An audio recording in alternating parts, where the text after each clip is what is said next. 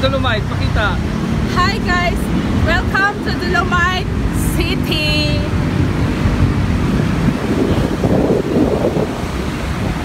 So nakarating na rin ako ng Dolomite guys na hindi inaasahan, wala sa plano.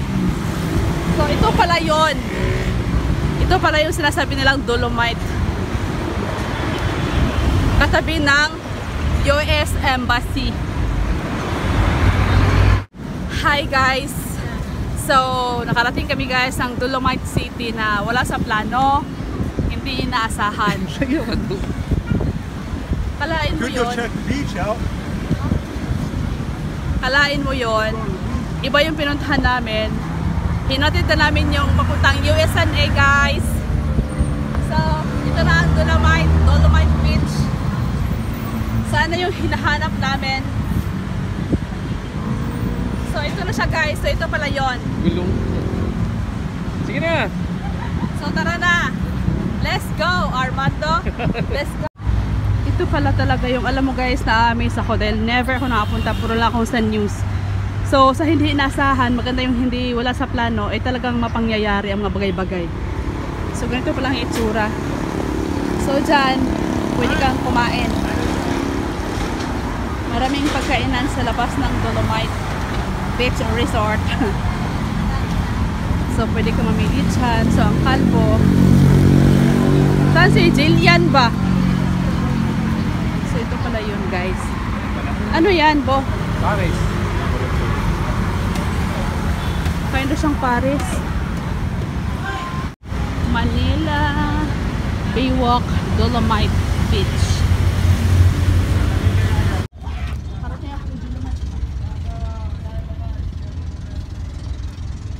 Guys, alam mo na, nakapunta akong Dolomite Beach na wala sa plano ito guys.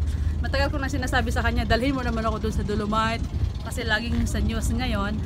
Napunta kami rito para umihi lang, hindi mamasyal. So come on guys, come on. Portalit lang daw, portalit. Madam. Ay ho, ano mo slow mo.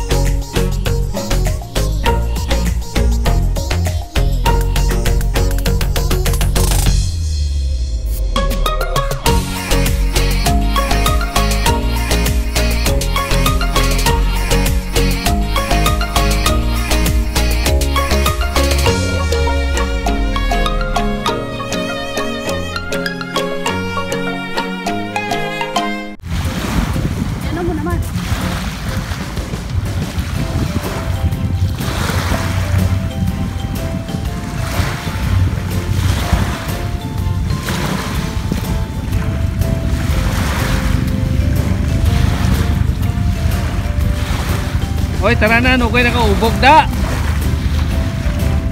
Mamaya madapa ka pa dyan. Kita ko.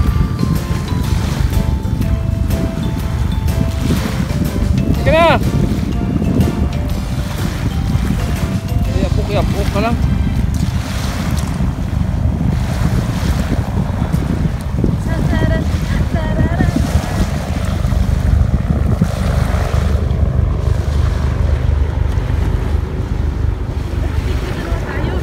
Hindi na.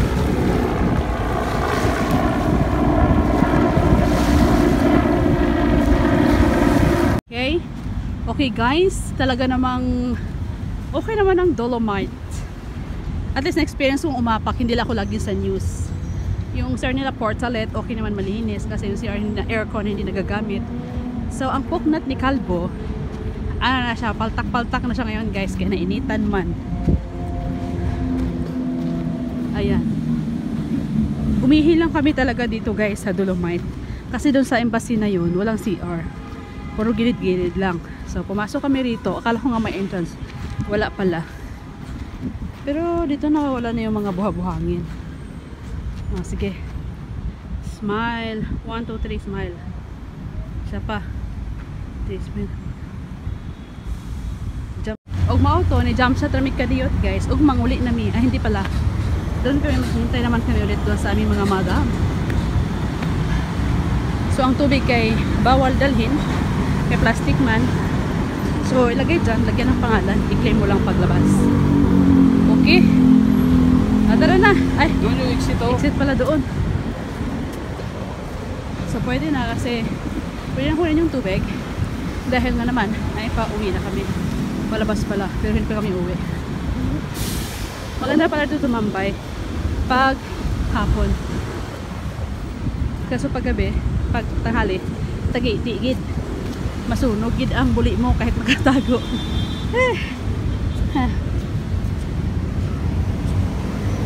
Bo, dalawa tayo bo. Ito. Okay, hakbang. 1, 2, 3.